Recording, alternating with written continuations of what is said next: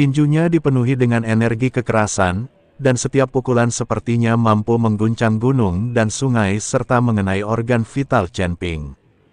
Namun, menghadapi serangan sengit Qiu Wanxing, Chen Ping tiba-tiba mundur.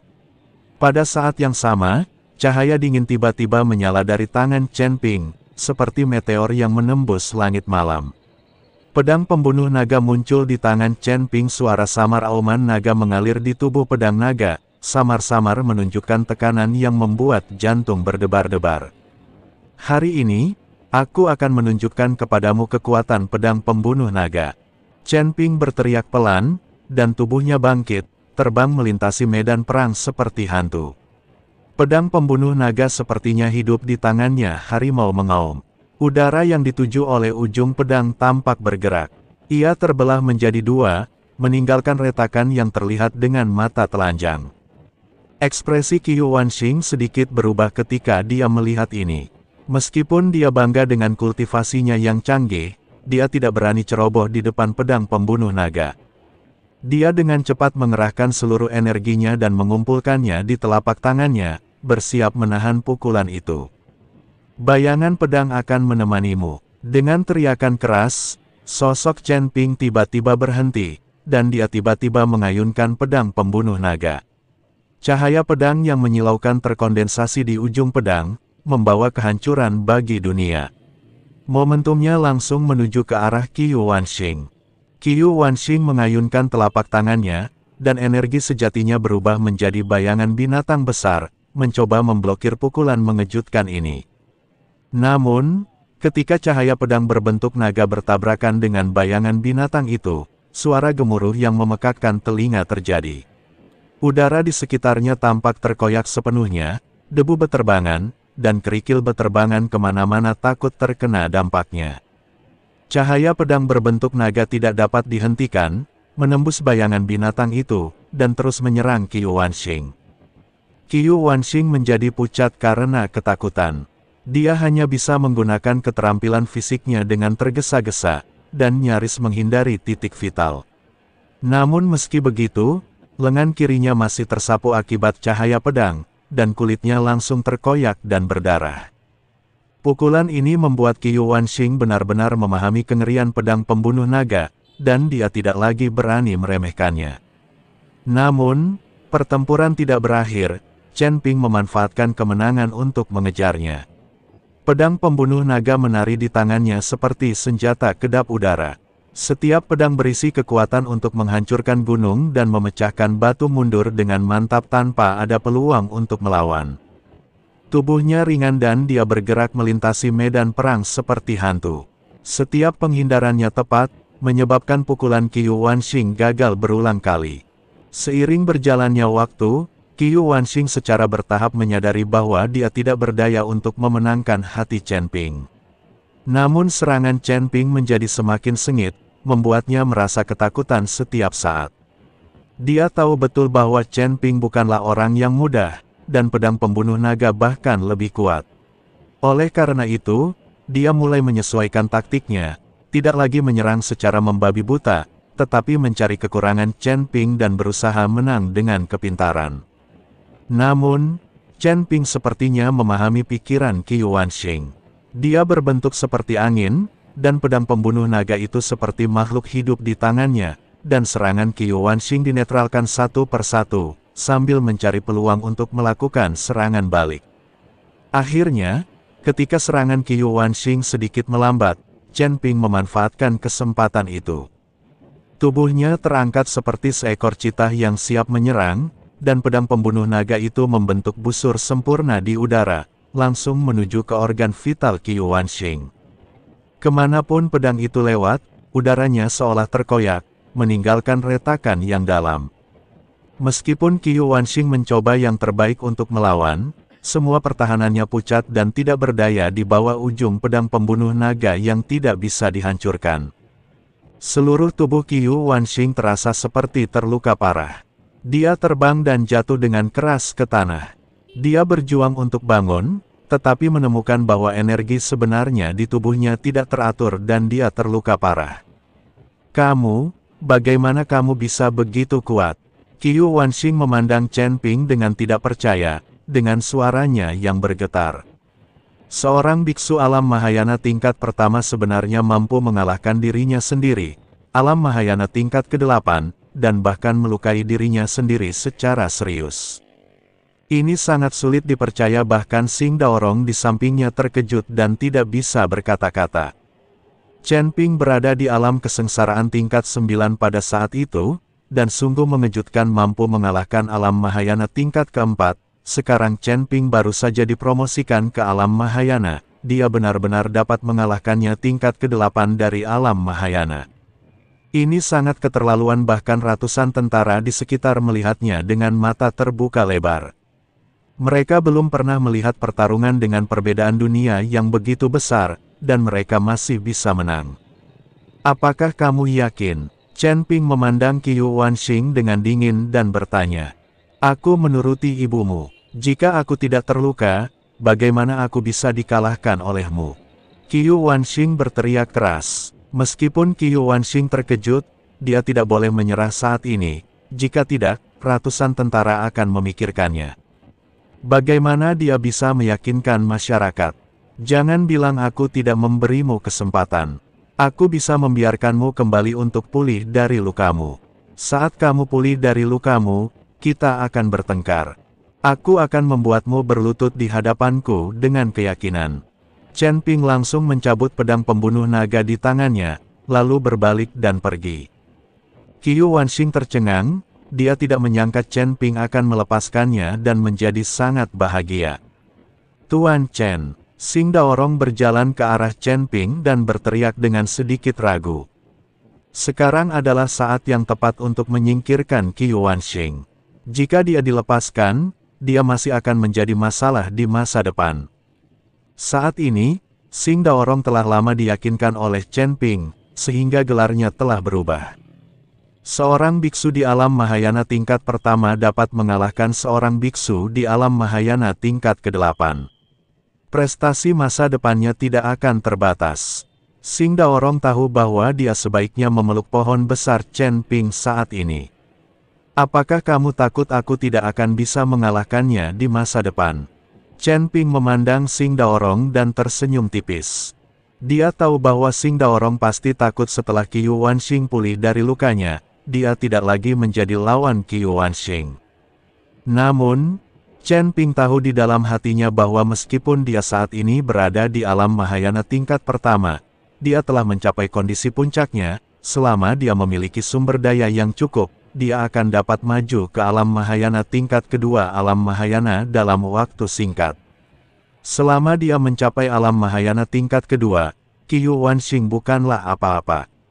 Bahkan jika Qiu Wanxing dalam kondisi terbaik, dia tidak akan menjadi lawannya saat itu. Chen Ping tidak bisa melawan pertempuran yang tidak pasti, dia hanya membiarkan Qiu Wanxing pergi setelah dia cukup percaya diri. Itu tidak benar, hanya saja, Xing Daorong tidak tahu harus berkata apa, dia hanya sedikit khawatir. Jangan khawatir, bahkan jika Qiu Wanxing kembali ke kondisi puncaknya, aku dapat dengan mudah membunuhnya. Chen Ping tersenyum tipis, melompat turun dan memasuki vena gua. Melihat ini, Xing Daorong hanya bisa menghela nafas dan melihat ke arah Qiu Wanxing dan berkata, Qiu Wanxing, aku akan mengampuni hidupmu hari ini. Jika kamu berani memanfaatkan batu roh peri milikku, aku akan membunuhmu. Qiu Wanxing melihat tatapan arogan Xing Daorong dan hanya bisa tersipu karena marah, tapi dia tidak berani mengatakan apapun dan berbalik dan pergi bersama yang lain. Melihat Qiu Wanxing pergi, Xing Daorong terus memimpin orang-orang untuk menjaga puncak gunung untuk mencegah siapapun terus menambang urat batu roh peri. Chen Ping meminta Bai Cheng untuk memimpin orang ke tambang, dan dia menemukan tempat tersembunyi untuk mulai berlatih. Dengan begitu banyak batu peri, Chen Ping tahu bahwa dia pasti akan mampu menembus alam Mahayana tingkat pertama. Di sisi lain, Qiu Wanxing, yang terluka parah dan membawa orang-orangnya kembali ke kota binatang, sangat marah hingga dia memuntahkan beberapa mangkuk darah. Jika dia bukan seorang biksu tetapi orang biasa, dia akan mati karena muntah darah. Tuan, Banyak tentara mulai pergi secara diam-diam dan pergi ke rumah Xing dan rumah Yan. Apa yang harus kita lakukan? Saat ini, pengurus rumah tangga bertanya dengan suara rendah. Sekarang kedua putra Qiu Wanxing telah meninggal, Qiu Wanxing terluka, dan seluruh rumah Qiu diselimuti awan gelap, sehingga banyak komandan di bawah yang sedikit takut. Apalagi hari ini, melihat Chen Ping, seorang biksu Mahayana tingkat pertama, memukuli Qiu Wanxing, seorang biksu Mahayana tingkat 8, hingga ia muntah darah, semakin mengejutkan para prajurit ini. Saya belum mati karena memberi makan serigala bermata putih asing ini, jadi saya mulai berpikir untuk mencari rumah. Qiu Wanxing menamparkan telapak tangannya di atas meja dengan marah. Tapi marah tetaplah marah, tapi Anda masih harus menemukan cara untuk menghentikan semuanya. Jika semua bawahannya melarikan diri dan dia menjadi komandan telanjang, kekuatan apa yang dimiliki seluruh rumah Qiu? Tapi saat ini, dia tidak punya cara untuk mengambil kembali urat batu roh peri. Tuan, kita bisa berbicara dengan Yan Mansion. Bagaimanapun, ini adalah batu roh peri milikku. Saya tidak percaya Yan Xuangying akan memanfaatkan Xing Daorong. Jika kedua keluarga kita bekerja sama, tidak peduli seberapa mampu Daorong dalam menjatuhkan hukuman, dia tidak akan pernah menjadi lawan kita. Pengurus rumah tangga berkata dengan sebuah ide. Ya, aku akan bicara dengan Yan Xuangying. Pergilah dan bersiaplah. Siapkan beberapa hadiah lagi, terutama Xiao Cui dari rumahku. Yan Xuangying sudah lama ingin bermain dengannya, tapi aku belum bersedia memberikannya padanya. Kata Qiu Wanxing kepada pengurus rumah tangga. Kepala pelayan itu mengangguk lalu mundur. Qiu Wanxing meminum beberapa pil untuk menyembuhkan lukanya. Kemudian dia mengganti pakaiannya dan langsung pergi ke Yan Mansion. Kediaman 3 jenderal binatang buas tidak jauh, hanya perlu 10 menit untuk merasakannya. Saat ini, Yan Xuangying sedang duduk di aula, makan buah dengan santai. Dia sedang menunggu Qiu Wanxing, dan dia tahu bahwa Qiu Wanxing pasti akan datang mencarinya. Setelah Qiu Wanxing kembali dari pinggiran kota, Yan Xuangying mendapat berita tersebut, dan fakta bahwa Qiu Wanxing dilukai oleh Chen Ping, seorang biksu Mahayana tingkat pertama, juga diketahui oleh Yan Xuangying. Yan tua, aku datang menemuimu untuk minum. Saat ini, suara Qiu Wanxing datang, dan kemudian dia melangkah ke aula. Dan di belakang Qiu Wanxing, ada seorang gadis kecil yang secantik bunga. Gadis kecil itu terlihat sedikit ketakutan. Lao Qiu, kenapa kamu punya waktu untuk datang ke tempatku? Apakah kamu tidak sibuk mengumpulkan batu roh abadi? Yan Xuangying bertanya dengan berpura-pura tidak tahu apa-apa. Kamu tidak menyukai seorang gadis kecil di rumahku beberapa waktu lalu. Aku sedang bermain dengannya saat itu, jadi aku tidak memberikannya kepadamu. Aku tidak akan bermain lagi. Aku mengirimkannya padamu. Qiu Wanxing tersenyum tipis, lalu berkata kepada gadis kecil di belakangnya, jangan pergi dan melayani Jenderal Yan dulu, ingatlah untuk melayani Jenderal Yan dengan baik, dan kamu akan merasa nyaman. Ya, gadis kecil itu membungkuk sedikit lalu berjalan menuju Yan Xuangying. Yan Xuangying mencibir, lalu melambaikan telapak tangannya dengan ringan.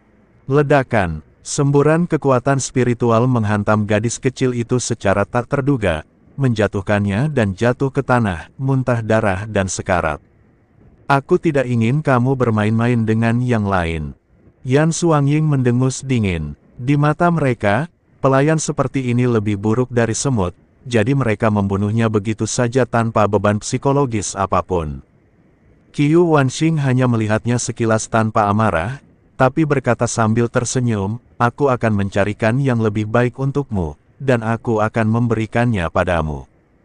Qiu tua, kamu sangat masuk akal hari ini, apakah kamu memiliki sesuatu untuk ditanyakan kepadaku?